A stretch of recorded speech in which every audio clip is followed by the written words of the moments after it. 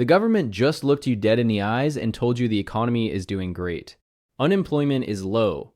Jobs are growing. GDP is still green. And here's the terrifying part. They're not lying. The numbers actually say that. The problem is the numbers are broken, and while everyone's busy staring at a clean report card, the actual economy, your economy, is quietly collapsing underneath them.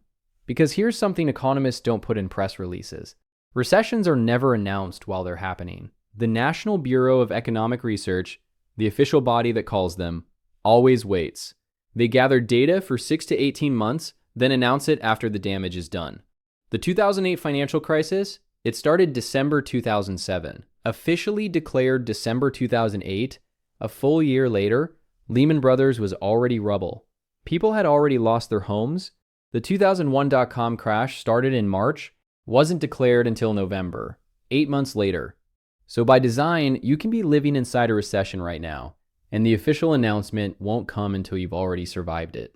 And if you look at what's actually happening under the surface, the pattern is unmistakable. Start with unemployment, 4.4%. Sounds manageable, right?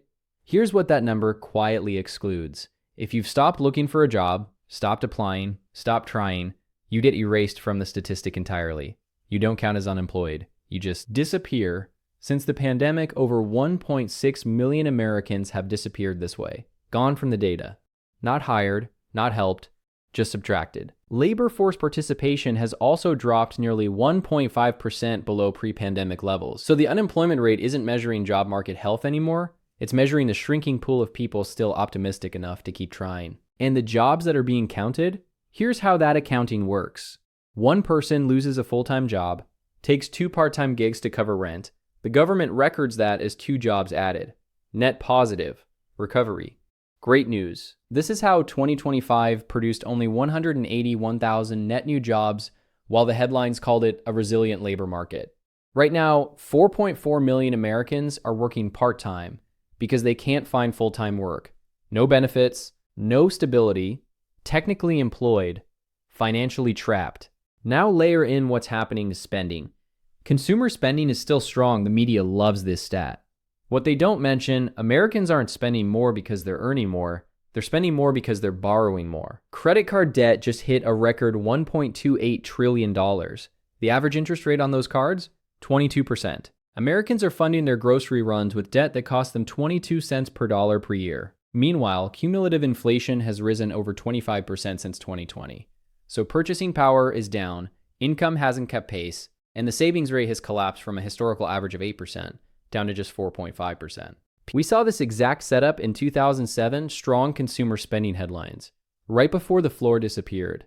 And this brings us to why the official picture stays clean while your lived reality says otherwise. There's a principle in economics called Goodhart's law. It says, once a measurement becomes a target, it stops being a useful measurement. So the unemployment rate, optimized to keep the headline number low, not to reflect actual job quality. GDP counts debt-driven spending the same as income-driven spending, so borrowing more looks like growing more. Inflation indexes manage to look stable while your actual grocery bill went a different direction. The metrics aren't measuring the economy anymore, they're performing for it. And the gap between what the data shows and what you feel in your wallet, that's not a glitch. That's where recessions hide. So the next time you see a jobs report, ask about job quality.